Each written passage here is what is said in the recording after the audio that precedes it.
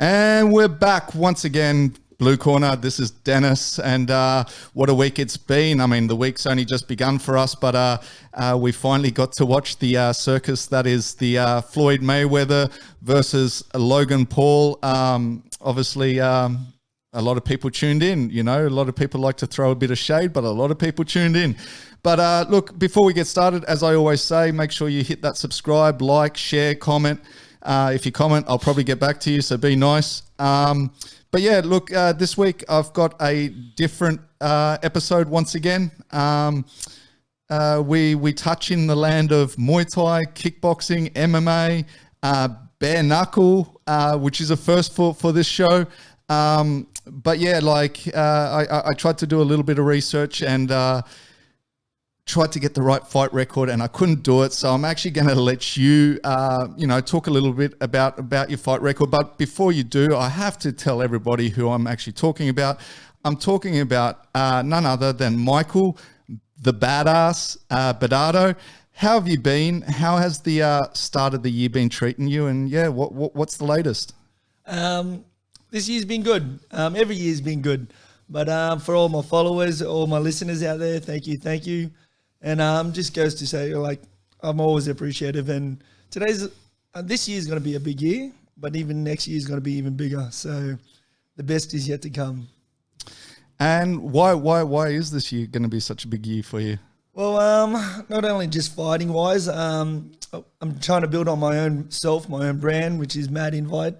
And for anyone that didn't know, not only was I a world champion fighter, I was still working at the same time. I was working as a security guard. And since last year, since COVID, I've been working for myself, doing my own personal training and my own business, and it's looking good for me. And I don't like to create envy or show off, but life is good. Life is really, really good. Nice. And it's always amazing to hear about, obviously fighters, and as you say, being a world champion, the fact that you are still working, it is one of those things because, a lot of people from the sidelines, we always talk about fighter pay and so forth. And obviously the sport that you probably excelled in doesn't even compare to, say, the fighter pay of a lot of these mixed martial artists or boxers now as well. Well, I guess my first question is, out of all the martial arts that you could choose, why choose the one that you obviously went after? Well, kickboxing, it is my passion. Muay Thai, it is my passion. My older brother, his name's Badato. He's 4 times world champion. He owns a gym in Blacktown called Full Force Gym, and he's 10 years older than me. So he basically paved the way for me to fight, and he was a very good example for me. And it was really, really good to see that I can just follow in his footsteps, and my talent came natural. However, we just watched that fight with Paul Logan and Mayweather. They got paid in the millions. Now, as a kickboxer, as a Muay Thai fighter, and I'm a professional Muay Thai fighter, we don't get paid that good. We don't get paid as much as people think. The house that I live in with my family, that wasn't through fighting. It was actually through working hard in my security job that I have, I did have.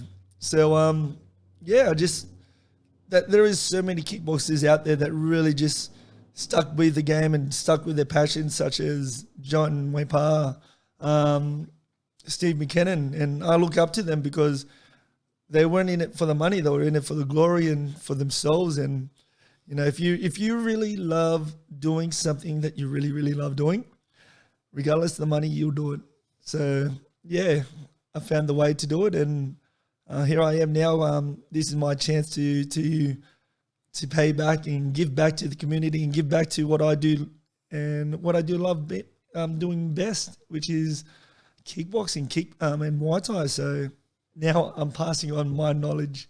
So I'm in heaven. I'm loving it at the moment. And you bring up John Wayne Parr. Obviously, he's a great in the sport and a legend when it comes to the sport in Australia, right? Like he really paved the way for a lot of, and he's well respected right around the world. Can you believe that he's still chasing that dream? Because obviously, I think it was just 3 weeks ago he took another fight on That's right. on ONE FC. Did you catch that fight? I did catch that fight. I was rooting for him, and I've been a massive fan for him since I was a little kid. And like I mentioned, he is an awesome and a perfect example of how a fighter should be. And you know, like I mentioned before, as fighters, we don't get that much money, but he found a way, and he is like a mentor to me. So good on him, and my hat's off to him. I have to ask though, what did you think of that fight? And also, have you actually been able to cross paths with him before? Like, have you personally met him and shared? I consider him as a great friend. I was fighting underneath his show CMT, which was a massive show back a few years ago. I think 10 years ago since he did it from today. And every single fight night that he did, I was just on it, and I was just knocking people out, and I became his champion. And once he got the contract for ONE FC and he was really building up to his boxing, I think that's when he stopped the CMT promotion. But I consider him as a very good friend of mine. And I regularly see him on Facebook, on the world of Facebook and social media. But very good friend of his, not just by social media friends, but actual friend. Yeah, I mean, he's crazy, and I tell you what I love about John is his attitude, right? Yeah. Like his attitude, he's just got that that vibe that you basically go, I want to be around that, right? That's like, correct. I mean, even when he took that loss on that last fight, like the way he took it on the chin, he handled it, and he was just he goes, I'm happy. I just wanted to fight this guy. I'm so blessed to share the cage with him.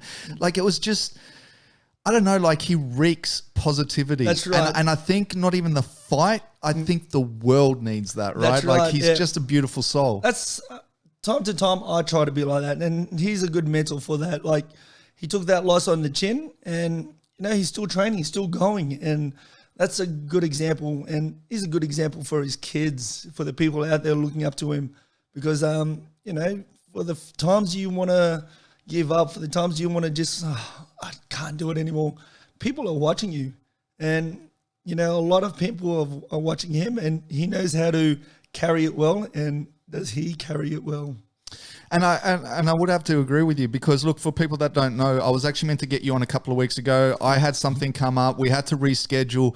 And exactly, you're right. Like, you know, the way you straight away went, doesn't matter. Life is beautiful. And I was just like, man, this is no matter just what, great. We'll find a time. There's a time and place for everything. Right. You really roll with the punches, as they would say. And it doesn't help having a sulk. It doesn't help having a cry. And not only just in us having a chat right here, right now, there's a time and place for everything.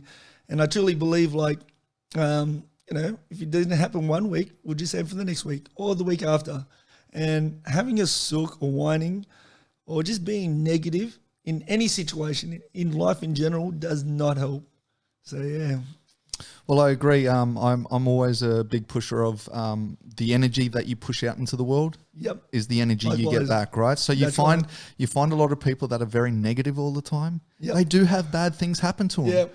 But I kind of feel like that's that mirror bouncing back, right? Where if you try to remain positive, like, I'm not saying you won't have hard times, but generally speaking, the world will kind of turn back on you and throw you some positive energy back, right? Yeah, that is so true. Like, everyone looks at my attitude and be like, man, you look like you just woke up in this right side of the bed and just, you're always so happy and positive. Not knowing how much struggle I am in and how much, you know, financially, am I up there? Am I good? My car just broke down, but I'm still here. Like, you cannot tell, because I'm not the kind of guy that if something bad happens in my life, it doesn't help when you just tell everyone. And you know, like when you're just talking to someone, you're just talking and they just mention something negative and you're like, where'd that come from? It didn't even add with the conversation what we were talking, you know. And I've learned how to just stop negativity. And even when we're in a group of people and just someone's always bad-mouthing someone or someone's talking about just negative stuff, I've learned how to stop it or just walk away from it, because sometimes with you just lingering there and listening to that, you've now become a part of that, and they're trying to take sides. And I find personally, it actually took me a long time. I've learned to just stop it, no negativity, or guys, change subject. And I'll even happily say it because not everyone needs to know that. And if someone's bad-mouthing about me, that is nowhere near my business. If they can talk about me, however, regardless of them, I'll still be me and I'll still live my life. That's crazy. That's crazy. But I totally agree. And usually it's those people, like if they're negative all the time, before soon they don't get the invite to the group meetings That's anymore, right? Like they don't get a mad invite. It's like literally every time we meet up, you ruin the vibe. So therefore we're just going to leave you out of it. Yeah. But listen, like you talk about obviously, having an older brother that's also a fighter, and I believe when you fight, he's obviously one of your cornermen. He's in your corner.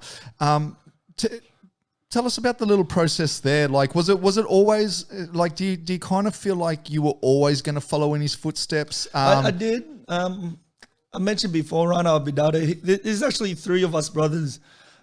Together we're called the Badass Brothers. There's Reinhard Badato, there's Von Badato, and I'm the youngest brother, Michael Badato. We do have a younger sister. However, she's all brains, no brawl. She hasn't had a fight. But us 3 brothers, we're all world champions. And when I get ready for a fight back in the days, it was always the McKinnon brothers and my brothers always in the corner. And I couldn't have more than an A team or dream team by my side. And I was risen by champions. I was very fortunate to train at a gym where everyone there was just a goal of training and bettering themselves. I was, even with my gym, the gym at Blacktown, there's no one intimidating. There's no one there hard.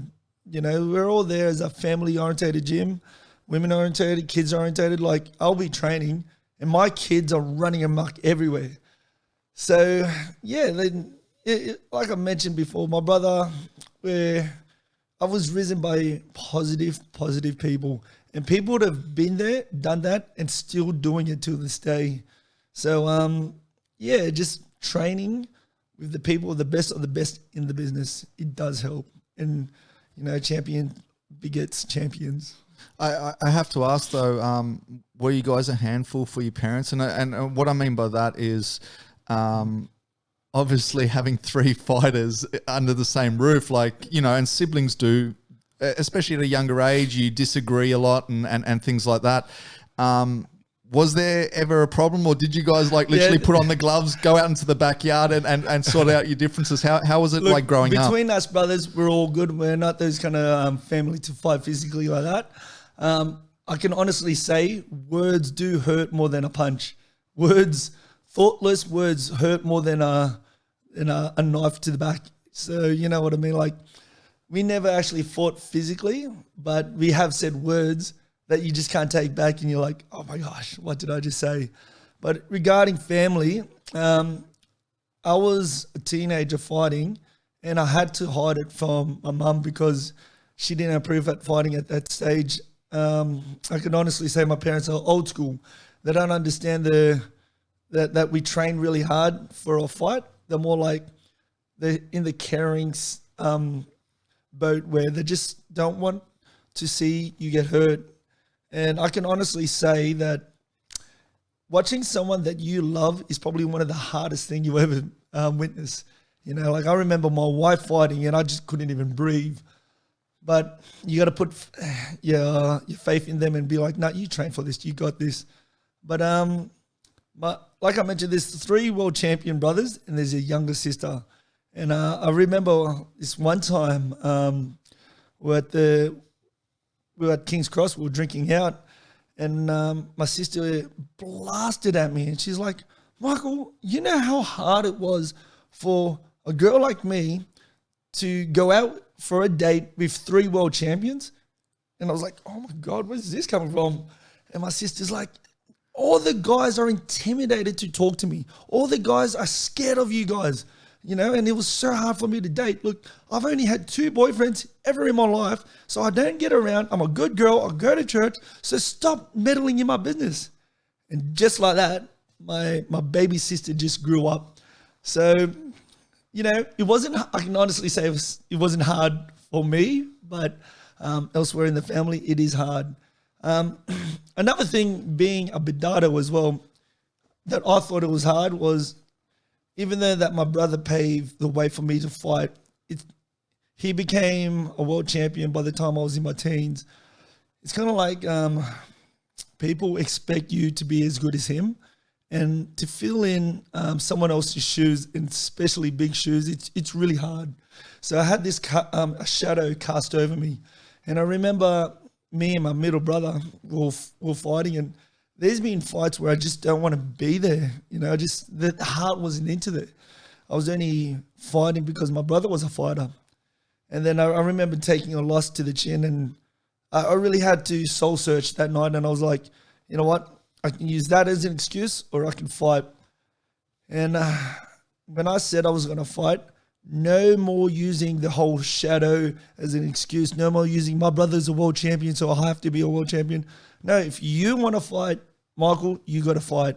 So, yes, it's all good when your family is a world champion, but you've got to learn to take the chin. You got to take the hits. And yes, I learned to take the hits. And what do you know? I've now become a 4 times world champion. So, and was it a matter of filling shoes, or and I guess where I'm going with this one is, like Tim Tszyu right now, he's making some waves, right? Yep. But I remember when he, not his last fight, but the fight before that, which was, I think, at Bank West Stadium against Morgan from New Zealand and stuff. And he really announced, like, to the world, he was like, and by the way, my name is Tim, right? Did you have that same problem? Because obviously leading up to that event, everyone was always like, he's getting these fights because of his surname, right? They were basically like, you're living in your father's shoes and all that. And he really made a point of that and said, I'm Tim. I'm not Costa Tszyu's son. I am Tim. Now, did you have that same problem? I did have that same problem. And I'm actually happy that you mentioned that, because that was exactly how I felt. To have like the shoulders on your world and to fill in someone else's great shoes, it is hard. It really, really is hard. And it's so easy to use an excuse of that to make you fall, but there's got to be something deep down inside you, even deeper, to be like, nah, stop using that for an excuse. And by the way, Tim, if you're listening to this, you're doing it well. You are riding it, and you are carrying it really, really well, because I know exactly how it feels to be cast over with a massive shadow over you, and I know how it feels to try to fill in those shoes. But you know what? He's wearing it well, and he's knocking people out, not just because of his dad's name, it's because of his hard work and talent. And I think he's going to do well in the world of boxing. So, yeah. To be honest with you, I think at the moment we've got a few names in the world of boxing. I think we've got a few on the come up. Obviously, Tim's there. You know, you got Jarvis. He's doing big things. One of my past guests, Sam Goodman. He's a youngin, and I think he's now 8-0. He's fighting on the next Paul Gallen card as well. So I think we have a lot of young talent right now. When it comes to the world of boxing anyway, that's really coming up, and I think they're going to start. I mean, we got George about to fight for a world title in 2 weeks, right? So, I do think we're really in... Yeah, there is a lot of young upper fighters coming. I can honestly say, but there is fighters from our gym that are red hot at the moment. There's this kid, he's only 15, turned 16, Mackay Meads. He just fought on the weekend. There is my nephew, Isaiah Badato, and it's kind of like the legacy continues through them now. It's like I'm slowly passing on my torch to them, and it's really heartwarming to know that, because like I have a son myself, and he's only 9 years old, and one thing that me and my wife said is, you know, like, we're not going to force our kids to fight. I will try to stay, like, show a good example. But the fact that one of the other Badatos are now fighting, and he's just doing so well, there is a lot of upcoming fighters, and it's heartwarming to know that the legacy continues. And when it comes with these kids, obviously being a fighter yourself, and this is just a subject that I've never brought up, is like, do you think there's such a thing as, especially coming to this full contact sport, you know, I mean, when we talk about rugby, you've got touch football and Oztag and all that. Like when it comes to whether it be boxing, kickboxing, Muay Thai, do you think there's a right age to begin? Because obviously there's two sides of it, right? Yeah. On one side is you don't want to start too late, because if you start saying your mid-20s and some kid's been doing it since they were like 8 years old, right? The chances are you're going to get your ass whooped, right? Like it literally is. But then there's also the whole now, especially now, and as I say, it goes to football as well, is with the CTE and things like that. The head trauma, and especially while you're young and your brain's still developing, do you think there is a good age to begin, or like do you think there's a good age to begin with certain conditions, or like what's your thoughts with that? I don't believe it at all with a certain age, because it does have a massive advantage if you start young with anything. From reading, writing, to riding a bike, to driving. If you start young, yes, it has a massive advantage. I know people in their 20s or 30s that have just started kickboxing and are now fighting, and I'm like, good on you. And I know one particular person who fought in the late 20s and became a world champion in the 30s. And look, age is a number. However, it does have its advantage starting young. And yeah, that's all I can say with that one. But I mean, starting young then, like when you say start young, are you more talking about the training, or would you be happy for say someone in their early teens to go out and compete full contact? Well, there's a certain time that a trainer will look at a person and will be like, you know what, you've got the talents and the mind and condition to fight. I know my brother, Badato, will not throw someone into the ring unless they're ready. And he would train them so hard, so hard. If they miss a day of training, if we're telling them to instruct something, whether I want to see some uppercuts, I want to see more kicks. If they're not able to demonstrate that while we're talking or while during the training, my brother wouldn't throw them into the ring. So it's not really the age, it's more the ability.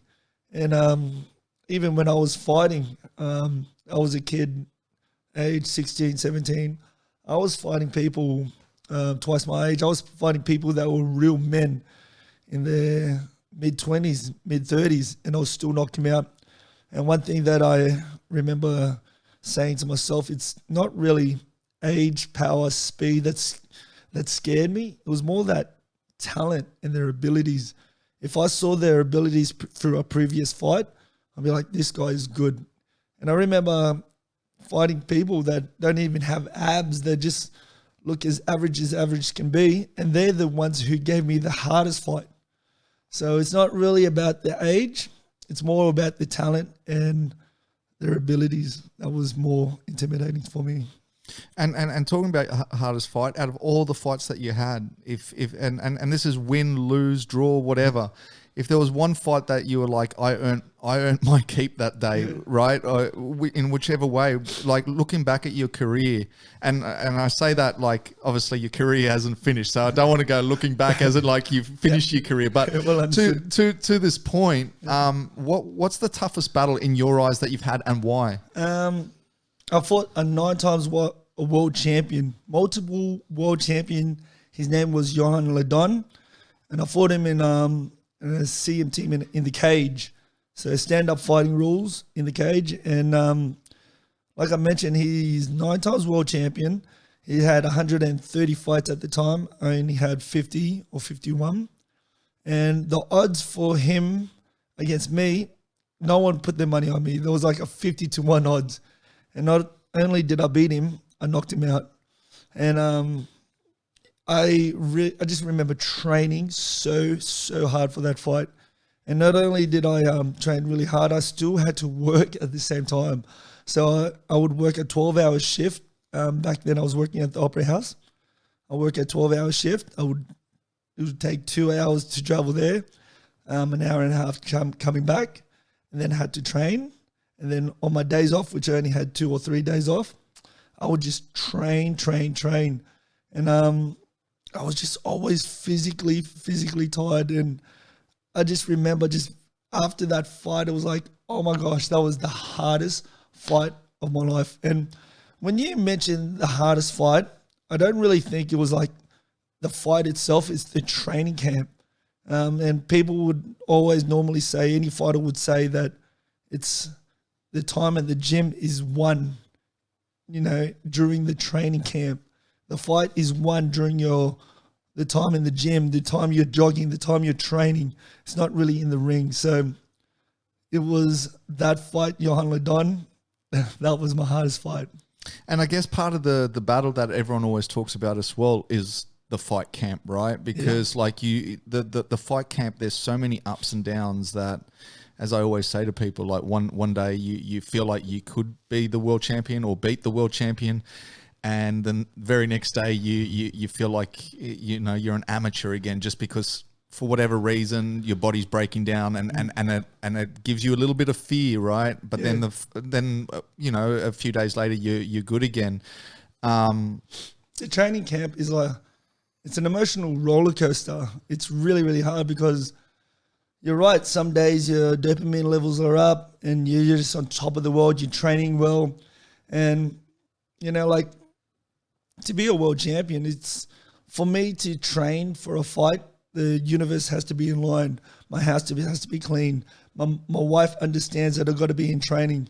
It's less time with family. But it's emotional. You have to miss a few christenings. You have to miss a couple of birthday parties because, you don't want to be tempted to stay out late drinking while you've got your opponent who's training hard the next day.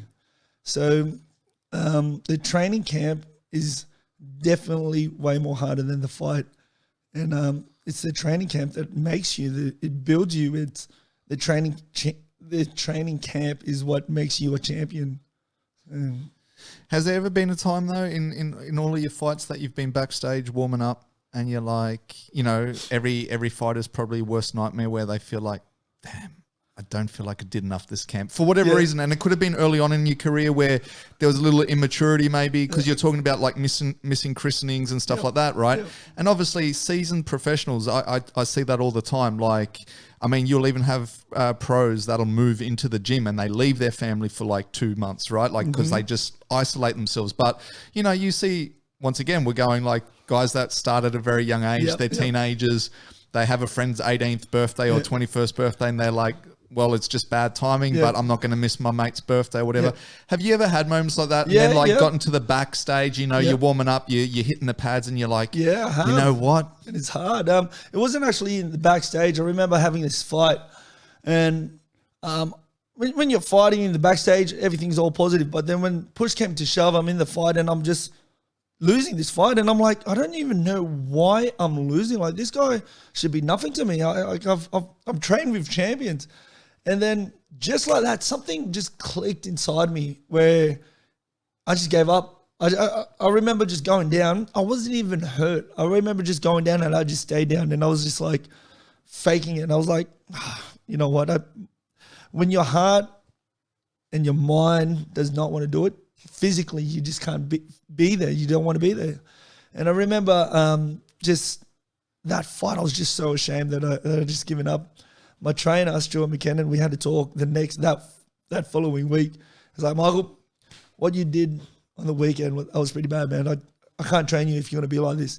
And he's my hero. He's a massive mentor to me. And I was like, in my tears, just, no, don't do this. I'm sorry. It won't happen again. And it's like, well, he said something that actually stuck by my head forever. And he goes, Michael, when you're in the ring, that is the most loneliest place you'll ever be. So you can't depend on your brother. You can't depend on me that I trained on you. You've got to depend on yourself. You're all by yourself. So when you gave up, man, you just gave up on everyone. And I was like, oh my gosh. So yes, just like that, my heart just gave up and you used all the excuses in the world. I didn't see family, but just like that, I gave up. And you can use not going to parties. Yeah, but I did have it in my heart, you know. However, there is a positive side to that. There was this one time I had this hard fight. It was a CMT fight as well. Stand-up rules in the cage. And I fought this awesome fighter. His name was Mark Luciari. And we're just fighting toe to toe. And he gave me this body punch from hell. And it hit me so hard. And the look on my face was like, I'm going down. I actually thought I was going to get knocked out. And then just like that, in the click of in my heart and in my head, my heart just turned over. I was like, you know what? If I want to go down, if I want to get knocked out, I'm going to get knocked out trying. And the next thing you know, I'm just throwing all these haymakers and I'm throwing the hardest punches I've ever threw. Mind you, I've been stabbed in the liver with a body punch. And I was like, nah, I'm not giving up. The next thing you know, I dropped him. And when he dropped, I was like, oh my gosh, I actually got him. And then he got up and we were just punching on even more. And would you know, he survived that round. And I went on to knock him out the next round. And I just look back on it now. I could have given up. When that guy gave me a punch to the liver, I was like, I'm done for. But it can go either way, from giving up or nah, heat on, let's fight on. So your mind is a very powerful thing, and whatever you think of, it's true. It's right. You're right. If you think you're going to give up, you're right. If you think you can do it, you're right. So your mind's a powerful thing, and at the end of the day, it's whatever excuses you would use to justify yourself. And I don't want to use any excuse anymore. I fought on, and the rest is history. Can I ask you though, like the one that you mentioned where you said you gave up? Yeah. So obviously you didn't get taken out. You gave up. Yep. And your coach had words to you afterwards. Yep. What was the process like afterwards? Like, was there a bit of soul searching? Like that, and I guess what I'm trying to say is, like, did that one eat away at you for a little while? Like, you know what I mean? Like, have you, even to this point, like, does it sometimes still come back to you and go, man, I really, like, does it still eat at you? Yeah. Or is it something that you have been able to put in the past? Have you been able to, like, make up for it? Like, how? It's funny and ironic how you mentioned that, because this is the first time I've actually mentioned it out loud. The two people that really know me, like my wife, my brother, I've probably mentioned to them, but I haven't mentioned this story to anyone. And I did give up. I did regret, just be like, oh my God, I'm hurt. But I'm not hurt. I just didn't want it to go on because push came to shove. And it doesn't eat away at me anymore, because it's gonna. I've accepted it, and I've accepted that I use that as an excuse. I've used, but I wanted to experience going out. I wanted to experience drinking while I was young. I remember in my year 12 formal, there was an after party. I did not go to the year 12 formal for my back in the days, because I had a fight the following week.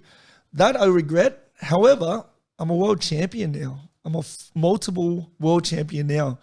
So there is no reason why to dwell in the past about missing something. It's either, accept it, let it go, and move on. And that loss that I happily accepted, that you just got to learn how to just let it go and just move forward. Because just dwelling in the past, saying, oh my gosh, I've learned how to let it go, because I paid the consequences of it, and the consequences of me going down and staying down is paid for. Now I won't let that ever happen again, and use that as an excuse. So every bad experience like that can be seen as a stepping stone. And that's what I've done. No, and the reason I bring it up is, like I always say, it's easy to win. Winning is easy, right? Like, I mean, it's not easy because obviously, you've got another guy that's trying to win too. So I'm not saying the actual getting the win is easy. But once you get the win, It's easy. You can post it on your socials. You can, you're the hero, right? But the losses, I think, is what defines people. It does, right? It really, really does. And I always say that, depending on who you are, like some people try to make excuses. Yeah.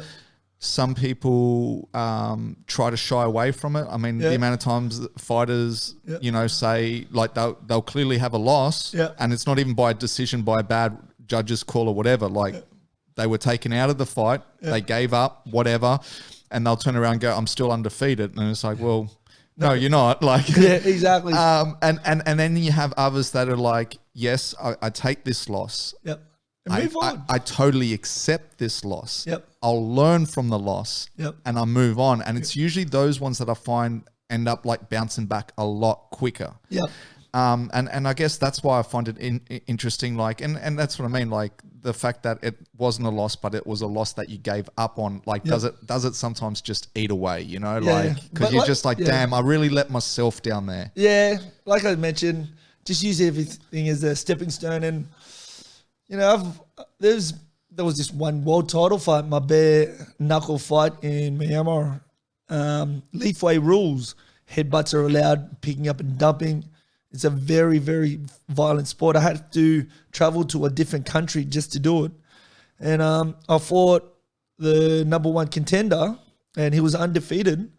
And I clearly beat him. In my heart, I beat him. I did more combos. I did cleaner shots. I moved more.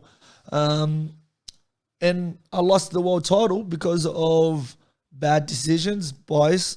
People were just being biased. And it does not help having a sook. It does not help going on the social media platform and just go, man, I won that fight. I should have taken that world title. No, it doesn't work on your favor. Hell, I actually smiled, shook his hand and be like, good on you. Next time's mine. And I went back to fight for this a second time, bare knuckle fight. And I fought the number two contender. I clearly beat him again. And, it's kind of like, my brother told me this, when you go to someone else's country, you fight the golden boy, you got to win by knockout. If you do not win by knockout and it's a close fight, automatically you lose. And when I just remember fighting my heart out, fighting, and I wasn't able to knock him out. Deep down inside, you know what? I've lost this fight. So I've already accepted that it's going to be a hard win. So I don't put the chances on the judges. That was my fault for not knocking him out in the first place. So you just got to accept it, and you can't blame anyone else. It does not help that way. And I'm more happier that way. And I've got to learn to move on. So, yeah. And can I ask you, like, obviously being the world champion of one discipline, as I said in the intro, you've done the bare knuckle. You've thrown your hat in with MMA. Why? What was the reasoning behind those kind of matches? Was it more as like what a lot of people have over here, that they're struggling to find fights, and you found fights in other ways? Was it more that you just wanted to take up a new challenge? Yeah. Like, what was your reasoning for venturing out into, as I say, like bare knuckle MMA? Yeah. What was your reasoning for that? Well, with the MMA, I did try MMA. I've got to say, I was raised and born just to stand up, to be a stand-up fighter. I remember just trying to do that MMA thing. Within 2 seconds, the guy took me to the ground, and it was just one of those messy fights where you're just trying to struggle and survive. I'm more of a stand-up fighter. So when I got offered to do stand-up fighting in Burma, Myanmar, I took it, and I was like, I'll take on this challenge. And just like John Wayne Parr, fighters fight. You give them an opportunity, they'll take it. They don't do it for the money. We do it for us. We do it for the glory. We do it because we like a challenge. If you don't take on that challenge, you don't take on a goal or something to look forward to, your body gets too complacent. Your body just lingers around until there's another challenge. And, someone gave me the challenge, and I've taken it on. And at the moment, I've got a bigger challenge. There's a massive show in Dubai, and I'm now working for them. It's called BKK, Bare Knuckle Kingdom. And we're scouting fighters from all over the world and multiple world champions, and we're all jumping in on it. I remember bare knuckle being legalized in America, within a year, it's now become one of the biggest things. So I can see this fight taking off, and not only am I probably going to fight in it, I just want to get a hand in it. I want to be on the winning team. So come July, I'm going to travel to Dubai and to help out there and just be part of the winning team. And who knows, maybe in a couple of months from now, I'll be doing bare knuckle fighting again against the top in the world. So yeah. And what is your thoughts on bare knuckle? Because as you mentioned, like it is a pretty new. Well, it's not. It's one of the oldest sports if you really look at the history of it. That's correct. But when it comes to mainstream now, it's probably one of the newer sports. And like there's two thoughts on it, and one is that it is absolutely brutal. Yes. Like I always say when people ask me, they're like, "What do you think of it?" And I'm like, "It is brutal, but I can't look away." Right? Like it's brutal, but and what I say about brutal, like I'm not even talking about the fights. I mean, some of the fights are pretty brutal. I mean, you saw Beck, she became champion. That's over right. Massive fan of hers. But straight away, you see those shots of her losing the tooth, and then I think for me the brutality is after the fight when fighters are posting their photos of their hands and it just looks like their hands are broken after every single fight. That's where I'm like, that's brutal. But like being someone who's experienced bare knuckle and obviously you deal a little more with it, like, what are your real thoughts on bare knuckle? Look, I like it. It's, for me as a fighter, it's challenging. It's very entertaining.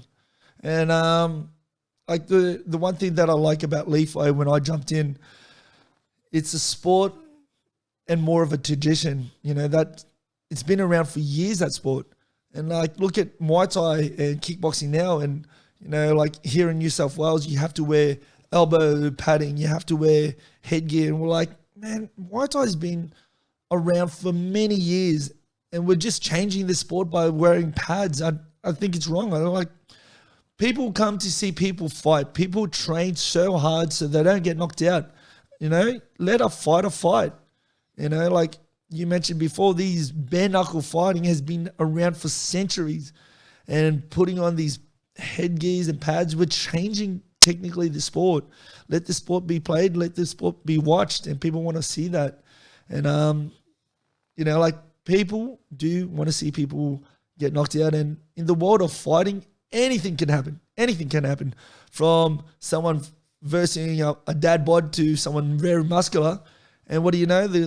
The guy with the dad bod can win. Never judge a book by its cover. You never. And it does happen. And that's why people like to watch it, because anything can happen and it's just so entertaining. And, like the worst of the worst can happen is, yes, you get injured really badly or you can die. But, in any other sport, people get injured anyway. And I'm pretty sure, like, in the world of sports, an injury, like MMA or contact sport, like what we do, is like coming seventh. I think the first one is like netball or soccer with the most injuries. So, well, I don't know about soccer. I think that's more the ankle thing. I was going to say that's more Oscars. There's good acting there. I don't know if they're actually getting hurt. That's right. But no, I totally get what you mean. And I mean, there was this famous Joe Rogan podcast where he actually said, gloves are there to protect the fighter's hands, not the actual head, and so therefore he That's made correct. That's correct. It's not, the gloves are not there to protect their head. It's there to protect your hands. And with bare knuckle fighting, come on, people want to see knockouts, and that's what they'll pay to watch, and that's what we provide. So we'll see how we go. Now, going back to your MMA, so did you only take the one MMA fight? Or? I only took the one MMA fight, and I'm a stand-up fighter. I really am. And I just remember taking that fight, and then John Wayne Parr contacted me, and it was like, look, I've got this idea. It's Muay Thai, but in the cage. What do you think? We're like, that's a brilliant idea. It was one of the best ideas that he come up with. And it ran for several years, and then won championship, had a look at that sport, and got the hand in that sport as well. And now they do kickboxing in the cage, and it's a massive, massive success. And with 4-ounce gloves with as well. 4-ounce gloves, and it's the ratio rate of people getting knocked out are more higher, and that's what people want to see. Yeah, crazy. Yeah, I was just going to say, if that was your one and only MMA fight, like I'm just quietly, you probably couldn't have picked a tougher opponent. Brogan Anderson, he's a beast, to be honest with you. I don't know how he hasn't been signed by the UFC yet.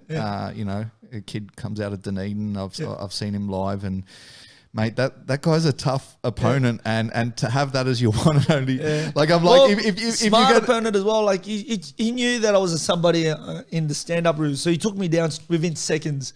However, like how it normally works is if you had 1 or 2 fights, or if you had 0 fights, you normally fight someone with 0 fights. If you had 10 fights, you want to fight someone with around that experience. I had 0 MMA fights, so realistically, I would fight someone who's in my experience. But because I'm a world champion already in stand-up, no one would fight me. And then Brody was like the only one, so I've had to step up my skills and fight a somebody in MMA where I was a nobody in MMA, and took on the challenge and never used that excuse. I fought a really world fighter, and I'm proud of that, and I can honestly say to the fighters upcoming, and I can say to my students and my clients, you're going to fight, then fight. Don't worry about your opponent. I remember listening to Mayweather's interview once, and then they were saying something about Pacquiao punches the bag hard and his foot movements is good. And he goes, man, I don't even, for all the fights that I've had, I don't ever look at any of the experience or any of the fight videos. I don't study them. I don't get my team or coach to study them. We do our thing. We do our own training. We do our own training camp, and we stick to that. He's like, I'm like water. I'm like, I fill them out a couple of rounds. If they're, if I have to do more attacking, then I'll do more attacking. If I have to do more defense, I'll do more defense. I do me. I don't have to watch them and change myself around them. I would stick to my own training camp. And I thought that was well said like a true champion. But in that fight, obviously, as you said, like Brogan was very smart. He took you down. And talking about being in water, did you feel like a fish out of water once he did take you down? Like, and I guess because the age-long debate that a lot of people have now is, can a boxer convert across to MMA, or can MMA convert across to a boxer, and so forth. And I always say, like, they're completely different sports. Like, yes, they're combat sports, but they are completely different. So when that happened to you, did you feel like, were you sinking in the water, so to speak? Look, I'm more comfortable standing up. And look, any fighter transitioning to another discipline, you got to give him points for that as well, because, and it does happen, and you can still be a big success. But like we mentioned before, the earlier you start at your age, or earlier you start, the more better, and the probability of you winning is more higher. However, I don't take it away from Brody. He took me, he knew that I was a stand-up fighter. He took me down and he beat me. I thought that the ref, in my eyes, stopped the fight way too early. Brody had me, I was on the ground. We were just wrestling for like the whole 4 minutes. But in the last minute, he stayed on top and was just punching. None of those punches hurt me. None of those punches clearly affected me. I was trying to fight back. The ref stopped it, and I just honestly remember looking at the ref like, why'd you stop it for? Look at me, I'm fine. And the ref was like, you're in that one position and nothing was progressing. And he explained to me earlier, like, if you don't progress, there's no reason why I should just let the fight go. And I'm like, I had 1 more minute to go. None of the fight punches, affected me. But, when it comes to the ref's job, once you call it, you can't take a step back. He called it. And in my eyes, he called it way too early, but I don't talk about it. and I just moved forward. And Brody, you're the best man that won out of that fight. No, and as I said, like I honestly don't know how he's in the UFC or whatever. Yeah. Like I honestly like. Yeah. And speaking of which, you've actually fought one of the UFC stars of New Zealand too. Yeah, I fought him twice. Brad Riddell, right? Yeah, but obviously that wasn't in MMA. No, I fought him in the world of kickboxing. I would have loved to fight him in full Muay Thai. Personally, for me, my discipline and my style is Muay Thai. My knockout ratio in Muay Thai is way more higher than kickboxing. And I've got this thing that as soon as we touch gloves and it's a Muay Thai fight, I am throwing those elbows. And you can't stop those elbows. And if you did stop one, I'll just throw another. Because throw 50 elbows, I may miss 50 elbows, but all I need is one connection. And if that one elbow most likely would knock you out. So people had kind of studied me and will be like, you know what, I'll fight. The only way I'll fight Michael is in K1 rules or kickboxing rules. Several fights have I fought people when they were like, nah, I won't fight Michael unless it's kickboxing rules or MMA rules. Oh, sorry, kickboxing or K1 rules. And when I did... So just for the listeners that don't know, like what are the differences between Muay Thai and kickboxing? A good question. So kickboxing is clearly kicking and punching, just kickboxing. Full Muay Thai rules means you can elbow, punch, knees, and kick, which is when you cop a knee or an elbow, it is really dangerous. It cuts as deep as a blade. Now, we've got this thing called K1 where you're able to knee but no elbows. So you can punch, kick, knee, but no elbows. And my discipline, full Muay Thai rules, my how should I say, where I shined the most was with my elbows, because I had this idea from a very young age and it actually made me a champion. Why fight the whole round when you can knock someone out with one elbow? And there's been fights where I've actually been losing the fight, and I was like, man, I better step it up. And I just click him with one elbow. This is bleeding, blood everywhere. The ref calls it off, and I've won. And if I did not elbow him, I would have been like, that was a close fight. I could have lost.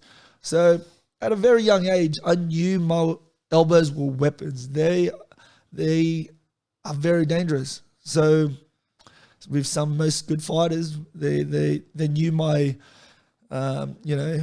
my danger, and they'll be like, no, the only way I'll fight Michael Badato is with K1 rules. And Brad Riddell, I fought him twice in K1 rules. I would have loved to fight him in full Muay Thai or in the cage.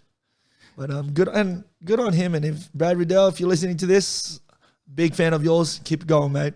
And like he's doing big things too. He right? really is. Like, good on him. And good on him. I mean, I just wish the best for all the fighters that I have fought, and all the fighters out there doing it.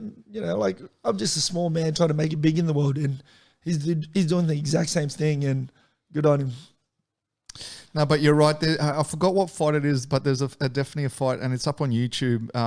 Guy, shaved head, and I just remember you like literally throwing like I lost count, probably like 20 elbows, but like in a row. And I think even the commentators were like, "Why did he even put on boxing gloves?" Yeah. Right? Like, so that guy, his name is Mark Luciani, and I fought him twice. And is he a true fighter? Is he a champion? And he's the guy that gave me that body punch from hell, and I just had a fight on. So massive respect to him and his camp and his family. So yeah. Look, I want to kind of like tie things down anyway, but like just looking forward into the next sort of 12 months or whatever, like what's in store for you? Like obviously you mentioned this tournament that you're looking at potentially doing, but like what else is kind of happening in the world of Michael Badato? Well, I've got some big dreams and big goals, and at the moment they are hard. And as I mentioned before, I'm just a little man trying to make it big in the world. I've now doing my own business. It's doing personal training out here in the West Side, Blacktown, Rouse Hill area. And so my brand is called Mad Invite. I call it Mad Invite Training. This what I'm wearing right now. It's actually got the COVID symbol on it because my business wouldn't have been my business because of COVID, and it gave me a chance to just jump in the deep end and do what I'm doing now, and have a passion in it.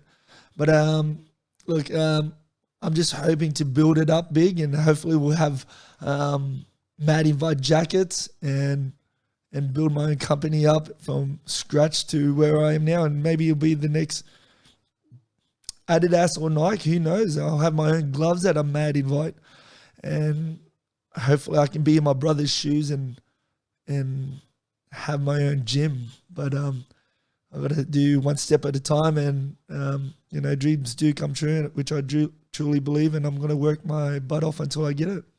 And it's crazy, as you mentioned, I mean, we kind of spoke about this before the podcast as well, is COVID, right? For some people, once again, it was an excuse. I can't work. I'm out of work. I do this. I do that. Where other people like yourself have actually seen the whole COVID process as a positive thing. And when I say positive, obviously for people listening, like COVID's not a positive thing. Like obviously, lives have been lost and stuff like that. I'm not trying to spin at that. It's a positive thing, but I'm saying like, the way people have handled it, and I'm not talking about the virus, I'm talking about the whole, as I say, the shutdowns, the lockdowns, the this, the that. I actually called it a reset button. It allowed me to reset and kind of reevaluate things in my life, what was important, what wasn't.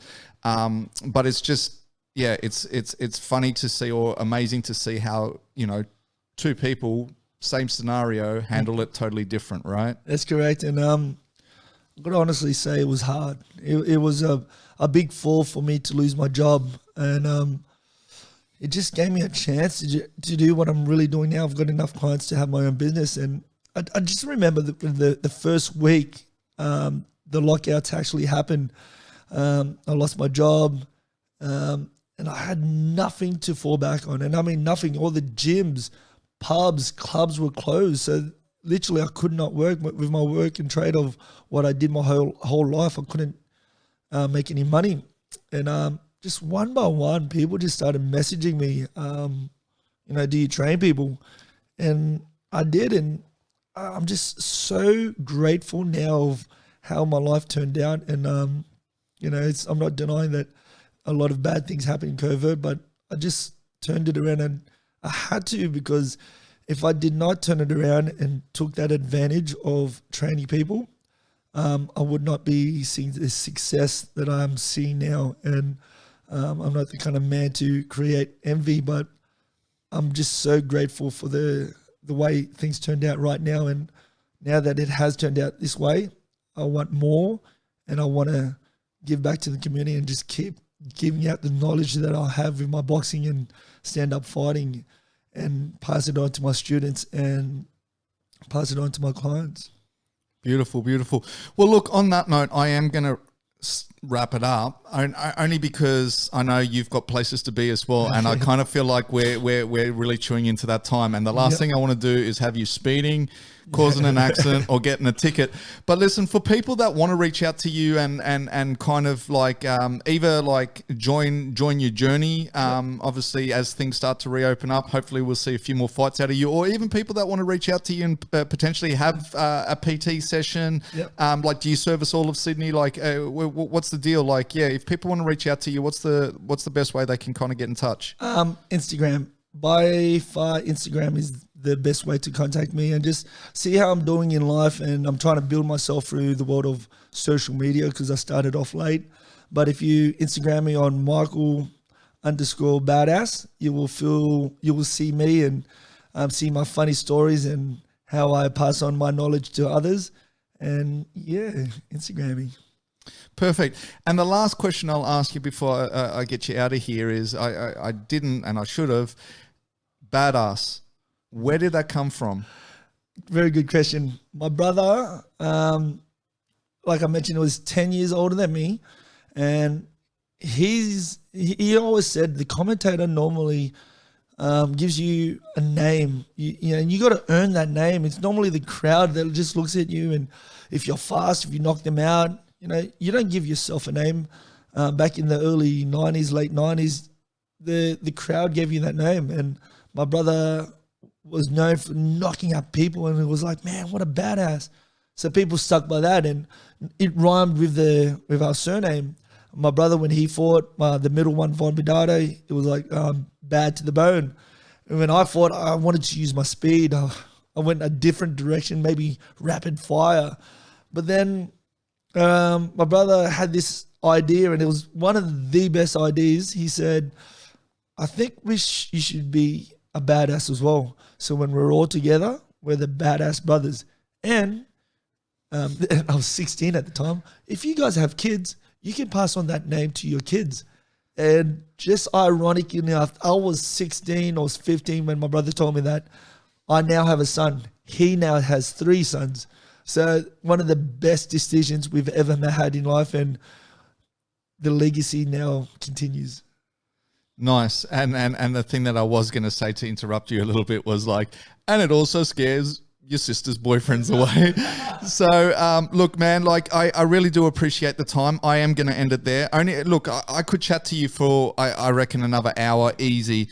The reason I'm going to cut it short is because I know you've got somewhere to be. I know afternoon traffic is bad and you need to get to the other side of town. So on that note, man, I really do appreciate you coming in. I do want to do this again at some stage. Thank you so much. For everyone else that is listening, have yourself a good week and stay blessed. I'm away.